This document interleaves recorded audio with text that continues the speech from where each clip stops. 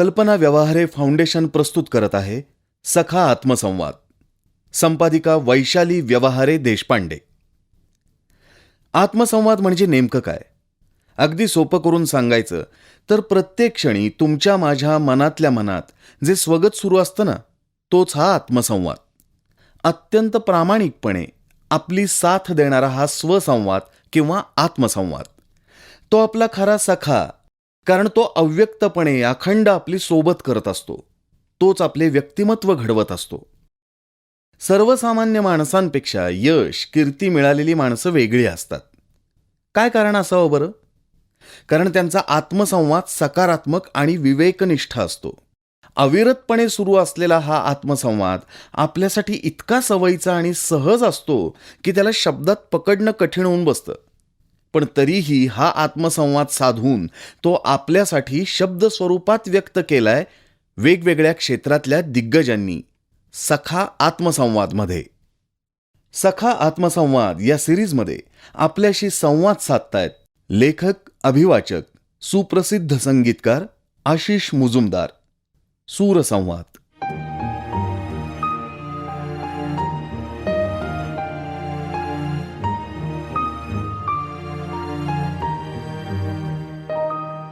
आपकी कॉम्पोजिशन्स पहिले आपके नजर करता हूँ असं म्हणत त्यांनी दुबई येथील हॉटेल ग्रँड हयातमधील सूटमध्ये प्रवेश केल्या केल्या हार्मोनियम स्वतःकडे ओढली. रात्रभर प्रवास करून आल्याचा कुठलाही शीण त्यांच्या चेहऱ्यावर दिसत नव्हता. मी त्यांना माझ्या काही गझल रचना माझ्याच आवाजात गाऊन व्हॉट्सॲपवरून पाठवल्या होत्या. त्या त्यांनी नीट बसवल्या होत्या आणि त्या त्यांना संगीतकाराला म्हणजे मला ऐकवण्याची घाई झाली होती. त्या रेकॉर्डिंगसाठीच तर आम्ही दुबईला आलो होतो. यापूर्वी आम्ही एकमेकांना कधीही भेटलो नव्हतो. ते पाकिस्तानात, मी भारतात.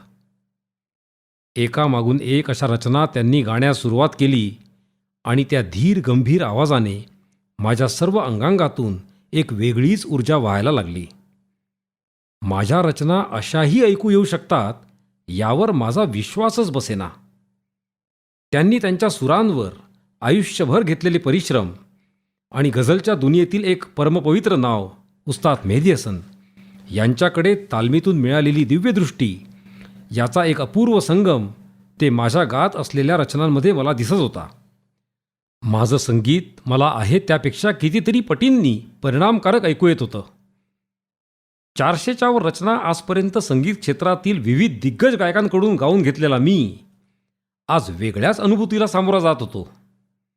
त्यांची सूर लावण्याची पद्धत, त्यांचा लयीचा अंदाज, त्यांची शब्दफेक, त्यांची सुरावरील पकड आणि एकूणच त्यांच्या गायकीतून मिळणारा सुकून, या सगळ्यांचा मिळून एक असा काही विलक्षण माहोल तिथे तयार झाला होता की शुद्धतेची अजिबात सवय नसलेलं माझं मन या अशा अनपेक्षित डिव्हाइन साऊंड ऑफ प्युरिटी ने अगदी कोलमडून पडलं. डोळ्यातून आनंदाच्या धारा वाहू लागल्या. इतका आनंद आयुष्यात यापूर्वी मला क्वचितच झाला असावा. खूप आनंद आपल्या आयुष्यात येणं म्हणजे मोठी गमतीची गोष्ट असते. मन तो सहजासहजी मान्य करत नाही. त्याचा स्रोत शोधू लागतं. या इतक्या आनंदाला कुठेतरी आपण पात्र आहोत का नाही, किंवा किमान कारणीभूत तरी आहोत का, याचा शोध घेऊ लागतं. मला नेहमी असं वाटत आलंय की one should deserve the happiness or success he or she gets, or should prove later that he or she deserved it. आज या अकस्मात झालेल्या ईश्वरी सुरांच्या ओळखीनं मनात आनंदाबरोबरच असंख्य अशा मिश्र भावनांची दाटी झाली. आजपर्यंत संगीतकार या नात्याने केलेला सुरांचा संवादपट मनासमोर तरळून गेला. भानावर आल्यावर खोलीत नजर टाकली तर सर्वांची साधारण तशीच अवस्था होती. उस्ताद इर्शाद अली मेहदी यांच्या जबरदस्त अशा गायकीनं मला सुरांची नव्याने ओळख करून दिली होती. जन्माला आल्यापासून आपल्या कानांवर पडणाऱ्या अनेकविध आवाजांमधून नेमक्या कुठल्या आवाजाला सूर म्हणायचं हे कधी कुणी खास शिकवल्याचं आठवत नाही. सुरांशी आपली ओळख कधी आणि कशी होते ते सांगता येत नाही. कोण करून देतं तेही माहीत नाही. पण जन्माला आलेल्या प्रत्येकाला ही ओळख होतेच, अगदी विनासायास आणि हो, विना पर्यायही. सूर आपण होऊन तुमच्याशी संबंध जोडून घेतो, आपण होऊनच तुमच्याशी संवाद सुरू करतो. उत्तरोत्तर वयाबरोबरच स्नेह वाढत जातो, त्याचं आणि तुमचं नातं प्रगल्भ होत जातं. परंतु या नात्याचं नामकरण काही करता येत नाही. संबंध कितीही सौहार्दपूर्ण असले तरी मैत्री म्हणायला मन धजावत नाही. एकीकडे खूप काहीतरी जवळचं वाटत असतानाच त्याच्याबद्दलची गूढता लपता लपत नाही.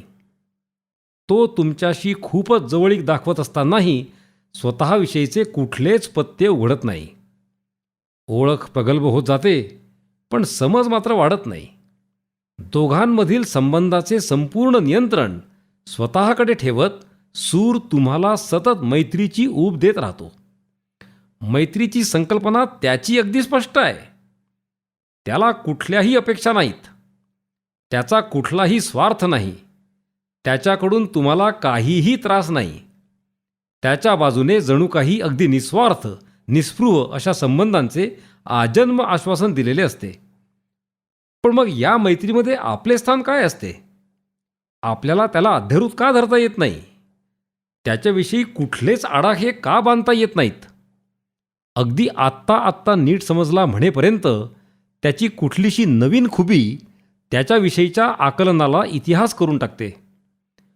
त्याला समजून घेण्यातच मग सर्व प्रयत्न खर्ची पडतात.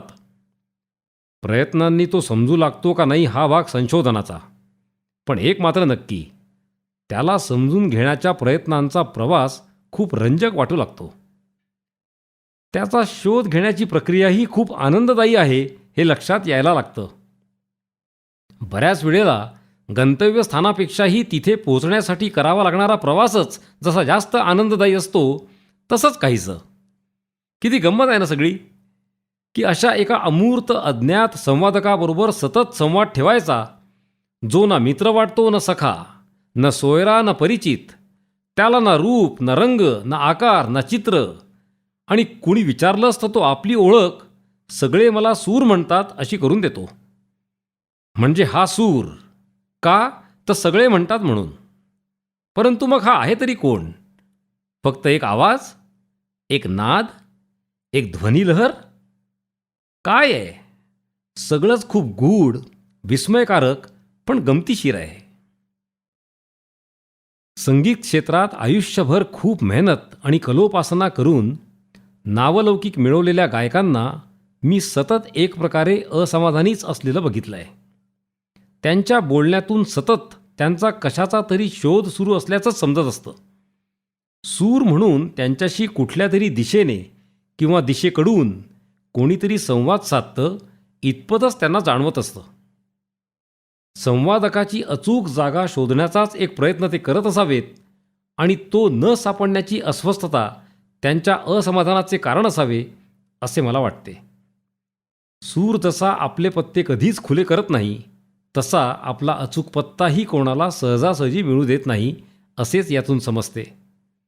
सर्वसामान्य लोकांना केवळ सुरांच्या अस्तित्वाची दिशा कळली तरी जिथे स्वर्ग गवसल्याचा आनंद होतो, तिथे त्या सुराच्या अचूक पत्त्याच्या शोधात निघालेली मंडळी त्यांना वेडी वाटली तर त्यात नवलते काय? संगीतकार म्हणून काम करताना आजपर्यंत सूर या अज्ञाताशी माझा खूपच जवळून संबंध आला असावा. अनेक कवितांना, गीतांना चाली लावताना म्हणे मी त्याचा वापर केला. संगीतकार शब्दांना सुरांमध्ये बंदिस्त करतो असं म्हणतात. स्वरबद्ध करणे म्हणजे असेच काहीसे करणे. खरं तर एखादा भला सज्जन माणूस छान साधारण जीवन जगता जगता संगीतकार कसा होतो हेच मोठं गूढ आहे. त्यात त्याचा सुरांशी संवाद कधी आणि कसा सुरू होतो हे त्याचं त्यालाही कळत नाही. कवीच्या शब्दांना त्यांच्या अर्थांसकट सर्वसामान्य रसिकांपर्यंत पोहोचवण्यासाठी वापरलेली खरं ही क्रिया. यात संगीतकार काय करतो आणि सूर काय करतात? त्यांच्या दोघांमध्ये असा काय संवाद होतो? संवादावर वर्चस्व कुणाचं असतं? कोण ठरवतं की संवाद योग्य दिशेने जाऊन शेवटी इप्सित साध्य करून देणार आहे की नाही? यात सूर तेज असूनही आणि सर्व नियंत्रण त्यांच्याचकडे असूनही मग एखादा संगीतकार मोठा किंवा हुशार कसा काय ठरतो? खूपच गुंतागुंतीचं पण मनोरंजक आहे हे सगळं. संगीतकार हा कवितेच्या किंवा गीताच्या वतीने सुरांशी संवाद साधत असतो, त्यांना साथ घालत असतो. पार्श्वसंगीत, वाद्यसंगीत, नृत्यसंगीत अशा अनेक प्रकारच्या सांगीतिक प्रकारांमध्ये म्हणे त्याचा वापर होतो. अनेक स्तरांवर आणि अनेक प्रकारे कलाकार मंडळी सुराला त्यांच्या त्यांच्या पद्धतीने आणि इच्छेनुसार अगदी ओरबाडल्यासारखे वापरून वाटेल तसं संगीत निर्माण करत असतात. पण हा स्थितप्रज्ञ अज्ञात पदार्थ कणभरही संपत नाही, की थकत नाही, की जीर्णही होत नाही. शून्य या संकल्पनेच्या व्याख्येप्रमाणे पूर्णस्य पूर्णमादाय पूर्णमेवावशिष्यते सारखं संपूर्णपणे वापरून झाल्यावरही तो संपूर्णच उरतो. सुराला कुणाशीही वावगं नाही, सतत उपलब्ध, सर्वांशी सारखीच आपुलकी, सतत संवादाला तयार. त्यातही खासियत अशी की संवादात प्रत्यक्ष भाग घेऊनही संवादाची दिशा, संवादाचा विषय आणि संवादाचा दर्जा या गोष्टींची संपूर्ण जबाबदारी तुमच्याच खांद्यावर टाकलेली.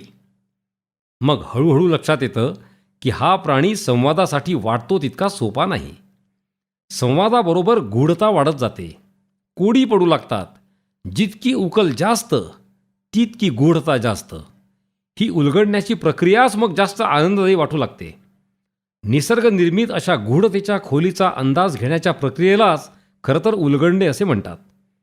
ती एक जन्मभर चालणारी निरंतर क्रिया असते. लहानपणी म्हणजे शालेय शिक्षण सुरू असतानाच घरच्या मंडळींच्या आवडीनुसार व परंपरेनुसार भजनी मंडळांमध्ये सहभागाची संधी मिळाली. अर्थार्थी काय चाललंय याची सुतराम कल्पना येत नसतानाही तिथे गायन वादनातून निर्माण होणारा एकत्रित नाद मनाला स्पर्श करीत असे, मनाला हेलावून टाकत असे. काहीतरी विशेष अद्भुत घडतंय असं जाणवे, पण काय ते कळत नसे. या सर्व गोष्टींना एकत्रितपणे आनंद होणे म्हणतात हे कालांतराने कळले. त्या वयात त्याला मजा वाटणे इतपतच महत्त्व होतं कदाचित. पण मजेसाठी का होईना भजनांच्या कार्यक्रमाला पुन्हा पुन्हा जावंसं वाटणं हीच तर त्या नादाची जादू होती. मला अगदी तेव्हाही लक्षात यायचं की एखादा तबलजी तोच भजनी ठेका वेगळा म्हणजे किती डौलदार वाजवत असे. ताल म्हणजे नुसते मात्रा आणि बोल यांचे गणित नसून त्याही पलीकडे जाऊन एक जबरदस्त संवाद आहे हे आत्ता पटतंय आणि जाणवतंय. तो तबला माझ्याशी संवाद साधत असे, स्वतःविषयी खूप काही माहिती सांगून स्वतःचे महत्त्व पटवून देण्याचा प्रयत्न करीत असे. पखवाजाचा सूर मात्र स्वतःची तेथील उपस्थिती काही न बोलता जाणवून देत असे. त्याचा सूर मला खूपच भारावून टाकत असे. टाळ, चिपळ्या, मंजिरी ह्यांचा सूर त्या सर्व नादामध्ये किती महत्त्वाचा आहे हे सहज लक्षात येई. या एकत्रित संवादाने मन आनंदाने भरून जाई. असा काही हा सूर नावाचा प्रकार मनावर गारूड करी की वाटे आता याला पकडून ठेवावं. परंतु आता लक्षात येत आहे की पकडापकडीच्या या खेळात पकडण्याची सोय सुराने फक्त स्वतःकडेच ठेवलेली आहे. तुम्हाला त्याला पकडून ठेवण्यासाठी कुठलीही तात्पुरती देखील व्यवस्था नाही.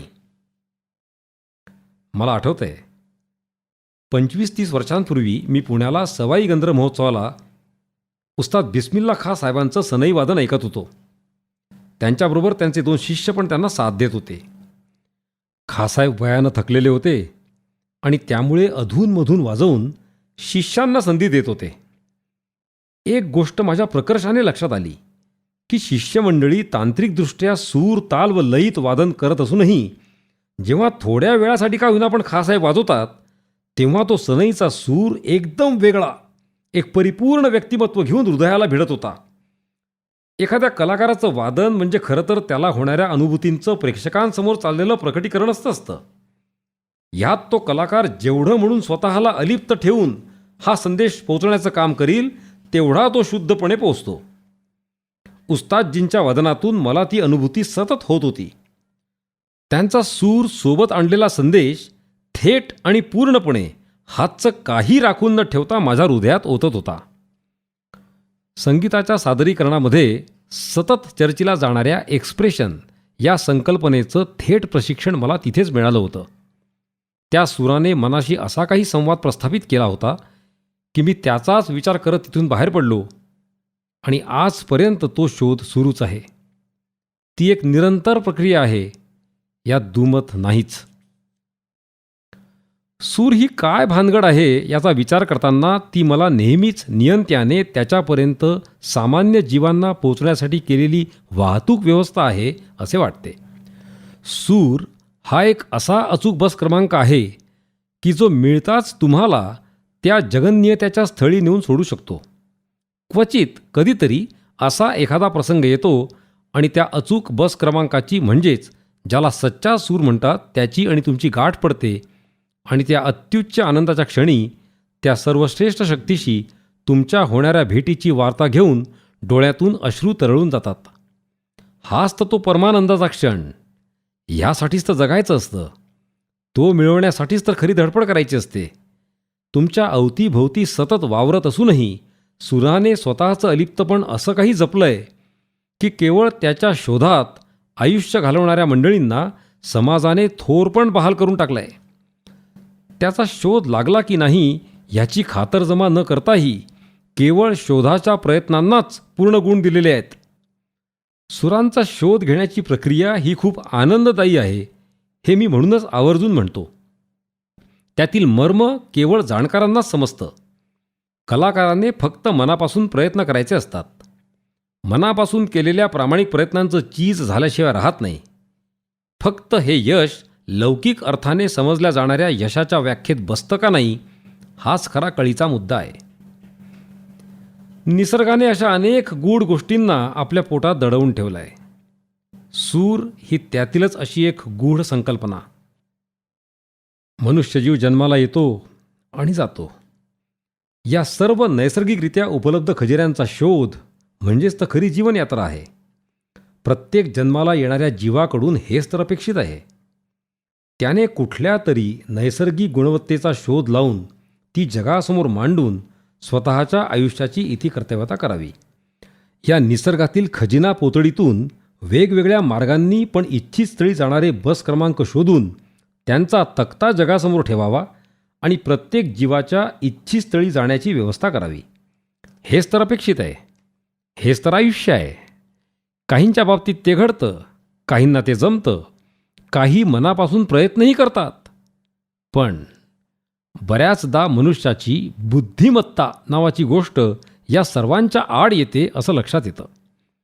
स्वतःच्या हुशारीचा मोठ्या प्रमाणावर आत्मविश्वास बाळगून आपण स्वतःला कळलाय तितकाच आणि तेवढाच निसर्ग प्रत्येक जन्मणाऱ्या जीवाला शिकवत राहतो आणि त्याला निसर्ग शोधण्याच्या प्रक्रियेतील आनंदच एक प्रकारे मारून टाकतो.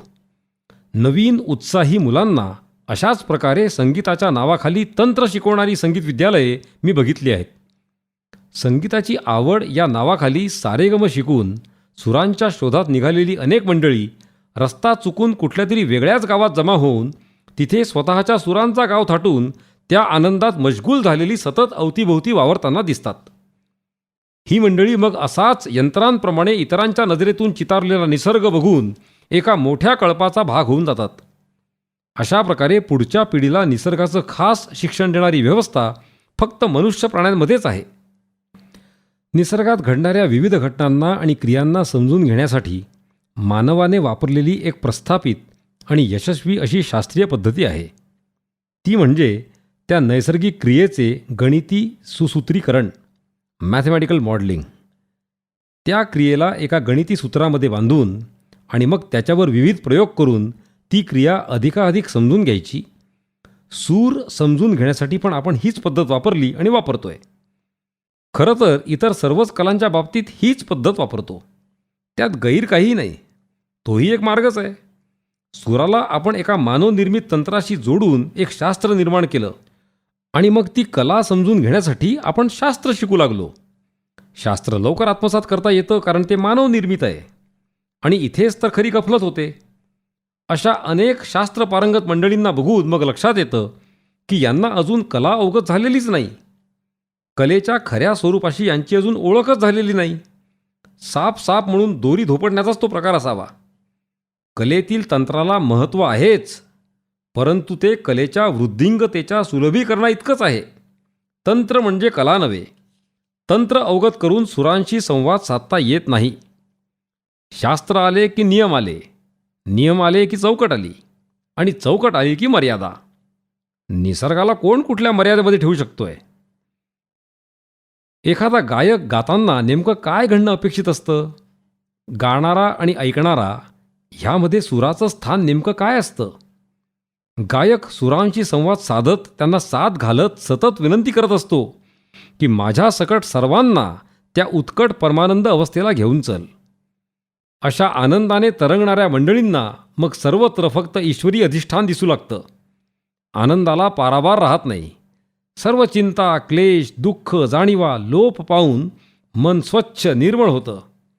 तिथे मग तुम्ही टाकाल तो रंग मनाला शोभून दिसतो आणि असंच गाणं रंगतदार वाटू लागतं. परंतु हे सर्व होण्यासाठी पुन्हा अट एकच: सुराशी संवाद प्रामाणिक पाहिजे, म्हणजेच सूर सच्चा पाहिजे. अनेक प्रसंगी तंत्र पारंगत गायकांचं गाणं सर्व शास्त्रीय नियम पाळूनही श्रोत्यांना रंगतदार वाटत नाही. गाण्यात भाव नाही किंवा गाणं हृदयाला भिडत नाही, अशा प्रतिक्रिया नेमकं काय सांगतात? त्या गाण्याच्या तंत्राविषयी बोलत नाहीत. त्याही पलीकडे जाऊन गाण्यातील काहीतरी राहून गेलेल्या गोष्टींविषयी भाष्य करतात. कलाकाराने तेच नेमकं समजून घेण्याची गरज असते. ते समजून घेणं हीच खरी साधना असते. आणि गंमत अशी आहे की निसर्गाने इथेच खरी मेख मारून ठेवलेली आहे.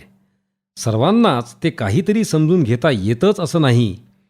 कधी बौद्धिक ऐपत आड येते, तर कधी हुशारी, कधी अहंकार आड येतो, तर कधी समज. एक लक्षात ठेवलं पाहिजे: बुद्धिमत्तेला अहंकाराचा पुसटसा स्पर्शही चालत नाही. बुद्धिमत्तेला फक्त आणि फक्त समर्पणाचीच साथ लागते. हा एकूणच देवाणघेवाणाचा खेळ मुळात एकतर्फी आहे, हे कुठंतरी समजून घेणं आवश्यक आहे. इथे आव्हानाला जागाच नाही. जे काही पदरात पडतंय त्यात धन्यता मानणं, एवढंच काय ते आपल्या हातात असतं. सध्या एक चाल लावायला घेतली आहे, किंवा आता मी एक चाल लावायला बसणार आहे, किंवा आज बघतोच या गाण्याला चाल कशी लागत नाही ते, अशी अनेक वक्तव्ये मी संगीतकारांच्या मुखातून ऐकली आहेत. सर्वसामान्यांना प्रभावित करण्यासाठी बऱ्याच वेळेला असं बोलावंही लागत असेल कदाचित. परंतु इथे संगीतकार सुरांशी संवादाच्या भूमिकेत न जाता सुरांना आव्हानाच्या भूमिकेत जातो.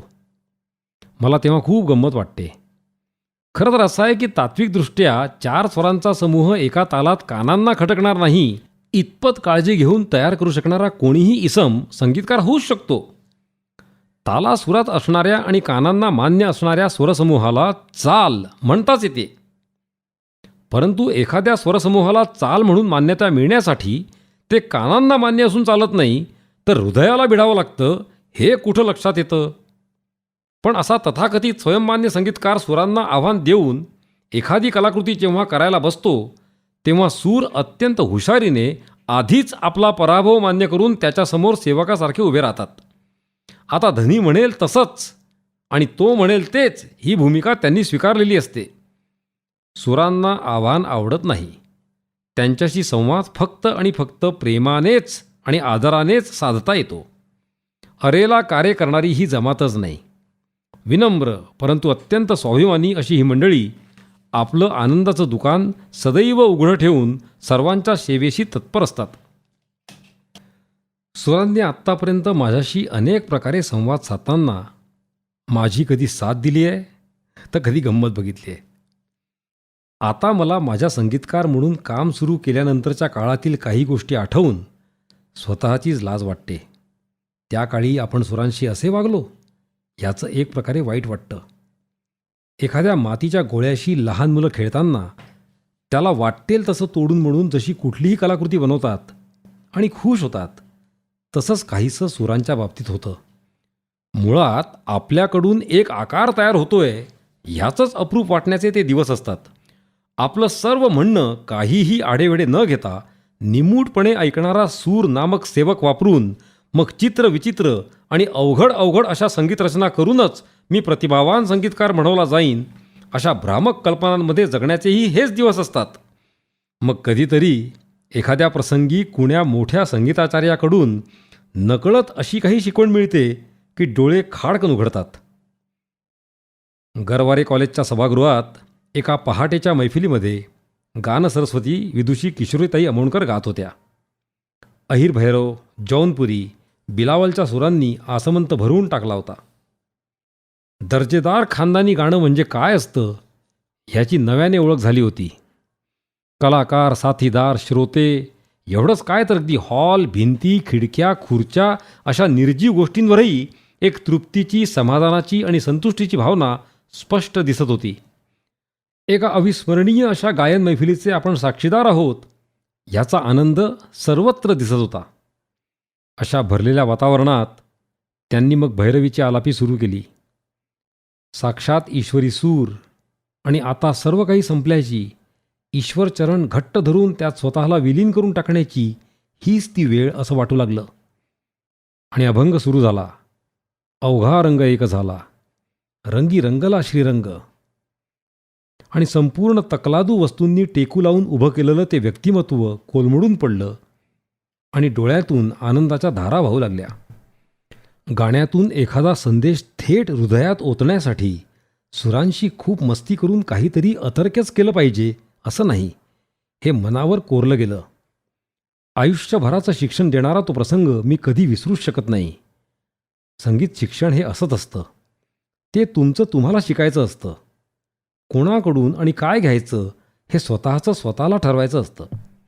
म्हणूनच मी नेहमी म्हणतो, art cannot be taught, it is to be learned. शक्यतोवर मी गाण्यांच्या चाली होण्याचीच वाट बघत असतो. सुरांचं कवितेशीही खूप जवळचं नातं आहे. उत्तम कविता तिचे सूर घेऊनच जन्माला येते असं म्हणतात ते उगीच नसावं. कधी कवितेच्या शब्दांना लगडलेले सूर सापडले नाहीत तर स्वतः त्या शब्दांना सूर देण्याची वेळ येते आणि मग तुमच्या एकंदरीत वकुबाची आणि प्रामाणिकपणाची कसोटी बघत सूर स्वतःचा पवित्रा ठरवत असतात. आम्ही संगीतकार मंडळींनी आपल्या गोदामामध्ये गाण्यांना लागणाऱ्या अनेक सांगीतिक घटक पदार्थांचा भरणा करून ठेवलेलाच असतो. कधीकधी लोकरंजनासाठी संगीत निर्माण करावयाचे असते. मग आपल्या अनुभवाच्या भरोशावर तर कधी गानप्रकारांच्या स्थापित गुणसूत्रांमध्ये वेगवेगळ्या किमती टाकून काही छापील सुरावटी उत्तरं म्हणून काढून गरज भागवण्याचं कामही सुरू असतं.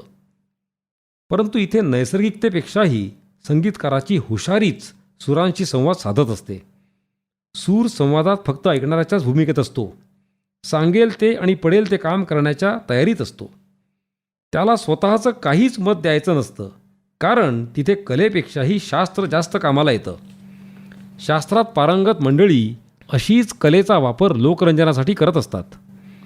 इथे मनोरंजनाला प्राथमिकता असते, आत्मरंजनाला थाराच नसतो. सुराने या अर्थाने स्वतःला एकदम अलिप्त ठेवलेलं आहे. सर्वांमध्ये मिळून मिसळून राहूनही अलिप्त.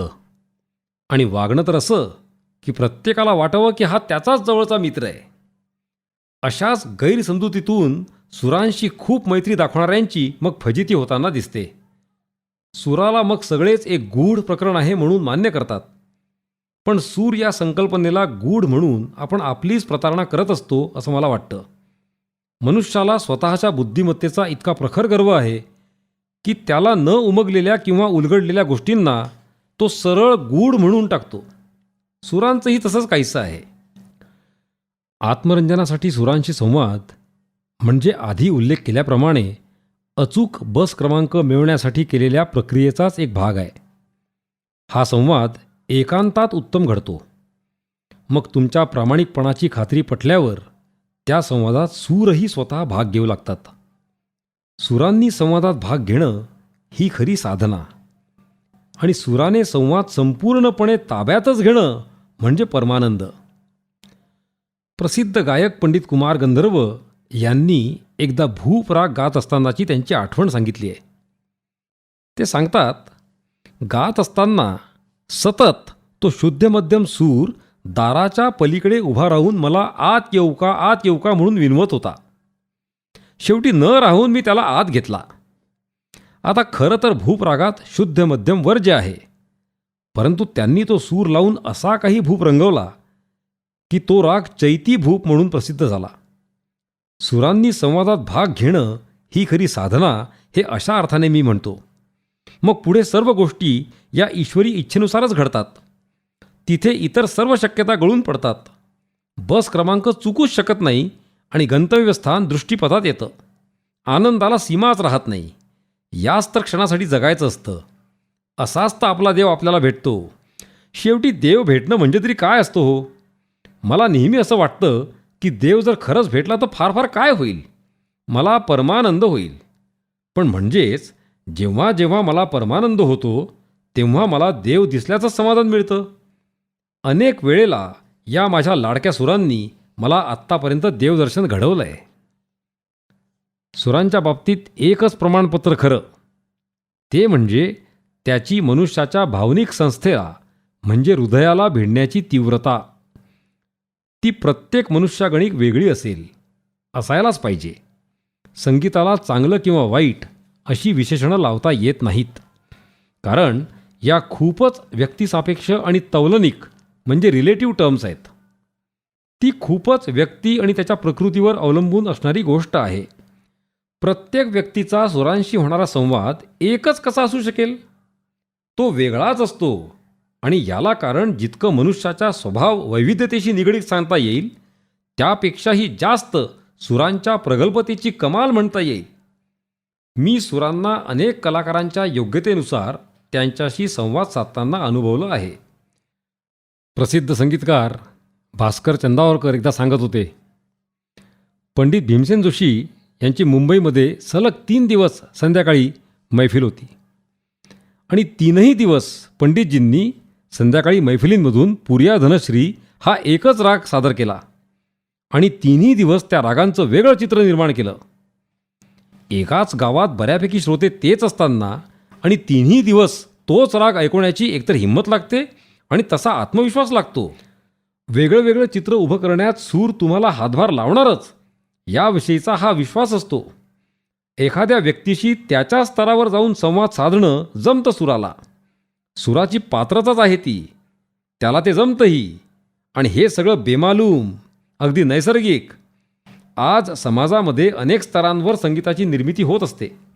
अनेक जण त्यांच्या त्यांच्या परीने सुरांशी संवाद साधत असतात असं म्हणू हवं तर. यात शास्त्रीय संगीत या प्रकाराकडे बघायचा दृष्टिकोन एकंदरीतच गोंधळाचा आहे असं वाटतं. मला ते कळत नाही किंवा ह्यांना संगीत खूप कळतं अशा दोन्ही प्रतिक्रिया तशा फसव्याच आहेत. त्यांचा संगीतातून येणाऱ्या अपेक्षित अनुभूतीशी काहीही संबंध नाही. तो सुरांचा संवाद निराळाच आहे आणि तो प्रस्थापित होण्यासाठी सूर स्वतः ऐकणाऱ्यांसाठी कोणताही एलिजिबिलिटी क्रायटेरिया लावत नाहीत. संगीत समजून घेऊन त्यातून अनुभूती कशी मिळवावी याचे कुठेही वर्ग चालत नाहीत. आणि खरं तर असं समजून घेण्याचं ते प्रकरणही नाही. सुरामध्ये अशी खासियत आहे की सूर प्रत्येकाला अगदी त्याच्याच मजल्यावरील शेजारी वाटतो. तुम्ही चाळीत राहत असाल तर सूर तुम्हाला चाळकरीच वाटतो. तुम्ही उच्चभ्रू सोसायट्यांमधून बंगल्यांमधून राहत असाल तर तो तुम्हाला तिथेही शेजारी म्हणून भेटूच शकतो. प्रत्येकाच्या बौद्धिक श्रीमंतीशी जुळवून घेण्याची एक जबरदस्त कला त्याला अवगत आहे. म्हणून तर प्रत्येकाला तो एक सहज संवाद साधू शकणारा मित्र वाटतो. इथे वाटणं आणि प्रत्यक्ष असणं यातील तफावतच खऱ्या फजितीचं कारण ठरते. सूर त्याची श्रीमंती तुमच्यासमोर कधीच खुली करत नाही. सुरांशी सुरांच्या बरोबरीने संवाद साधणं तेवढं सोपं नाही. त्याचा शेजारी होणं म्हणजे आपण अधिकाधिक श्रीमंत होणं आलं. म्हणजे अधिक परिश्रम, अधिक कष्ट, अधिक साधना, निरंतर चालणारी, न संपणारी. डॉक्टर प्रभा अत्रे म्हणतात तशी पाण्यावर ओढलेल्या रेषेप्रमाणे असणारी साधना, जी उमटतानाच मिटत जाते. सुरांशी संवाद ही एक अशी भन्नाट विलक्षण गोष्ट आहे. आचार्य रजनीश म्हणजे ओशो यांनी म्हणून ठेवलंय, silence is beautiful, so speak only if you are going to make it more beautiful. Silence म्हणजे शांतता. ही सुंदर कशी असू शकेल? शांततेचं सौंदर्य म्हणजे काय हे कळायला खरं तर तसा एखादा अनुभव घेणं खूप गरजेचं आहे. खूप वरवर आणि भौतिक आनंदात जगणाऱ्यांना ते कदाचित कळायचं नाही. परंतु एक गोष्ट मात्र निश्चित, कधीतरी जगण्याच्या प्रक्रियेत पुढे वयानुसार का होईना पण प्रगल्भतेच्या कुठल्याशा अनोळखी मुक्कामावर याची जाणीव झाल्याशिवाय राहत नाही. ही जाणीव होण्याचा क्षण म्हणजे ईश्वरी क्षण. प्रसिद्ध कवी वैभव जोशी यांनी त्यांच्या एका गझलेमध्ये लिहिलेल्या शेराप्रमाणे, केव्हा तरी मी शांततेचा सूर सच्चा ऐकला, मग जन्मभर झंकारल्याचे शल्य वाटत राहिले. जन्मभर झंकारत राहिल्याचे शल्य वाटण्याचा तो हा क्षण. म्हणून किंचित दुःखाची झालर असणारा आणि इतक्या उशिराने का होईना पण आता आयुष्यात डोक्याचा आनंदही देणारा तो क्षण. काय आहे हा क्षण? कशाचा आनंद आहे? मुळात शांततेचा सूर म्हणजे काय? तोही सच्चा.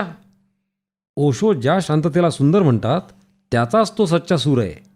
हा सूर एकांतात, शांततेत, कुठेतरी खोलवर जाऊन तुमच्याशी संवाद साधतो. स्वतःला स्वतःची जाणीव करून देणारा हाच तो सूर. हाच तो संवाद जो सगळ्यात महत्त्वाचा आहे. एखाद्या निसर्गरम्य ठिकाणी, म्हणजे अशा ठिकाणी की जिथे निसर्गाला मानवाचा स्पर्शही झालेला नाही किंवा त्याचे सौंदर्य वाढवण्याच्या नादात त्याला कुरूपही केलेलं नाही, अशा ठिकाणी कधीतरी जाऊन निवांत बसावं. आजूबाजूला कुठलाही मानवनिर्मित अनैसर्गिक आवाज नसावा. फक्त निसर्गाचा सूर असावा. मग हळूहळू सभोवतालचा निसर्ग, त्यातील प्रत्येक घटक तुमच्याशी संवाद साधू लागतो. जवळच खळखळ वाहणारा ओढा तुमच्याशी गुजगोष्टी करू लागतो. हलकेच मधूनच तुम्हाला स्पर्शून जाणारी झुळूक थोडं विषयांतर करून जाते. वाऱ्याने हलणारी झाडांची पानं, फांद्या या सगळ्यांचा मिळून एक नैसर्गिक सूर तुमच्याशी संवाद साधू लागतो. संपूर्ण आयुष्य केवळ नैसर्गिकरित्या जगणारे पक्षी आपल्या किलबिलाटाने साऱ्या आसमंतातील ईश्वरी सुराला सुरेल साथ करत एक वेगळीच उंची गाठून देतात. हा खरा सूरसंवाद. एका अमूर्त शांततेशी घडणारा संवाद, स्वतःचा स्वतःशीच. संवादीही तुम्हीच, संवादकही तुम्हीच. देव नावाच्या त्या अज्ञात शक्तीने निर्माण केलेल्या या अवाढव्य विश्वात एका ठिपक्यापेक्षाही तुम्ही लहान असण्याची जाणीव करून देणारा हा संवाद. आयुष्यभर मोठ्या कष्टाने तुम्ही मिळवलेल्या आणि अभिमानाने जपलेल्या तुमच्या हुशारी, प्रतिष्ठा, अहंकार, चातुर्य या श्रीमंतीचं खरं मोल सांगणारा तो संवाद. कशासाठी जन्मलो आणि काय करत जगलो याचा लेखाजोखा मांडणारा हा संवाद. बोलणारेही तुम्हीच आणि ऐकणारेही तुम्हीच. संवादाचा विषयही तुम्हीच. माध्यम फक्त निसर्ग आणि शांततेचा तो ईश्वरी सूर.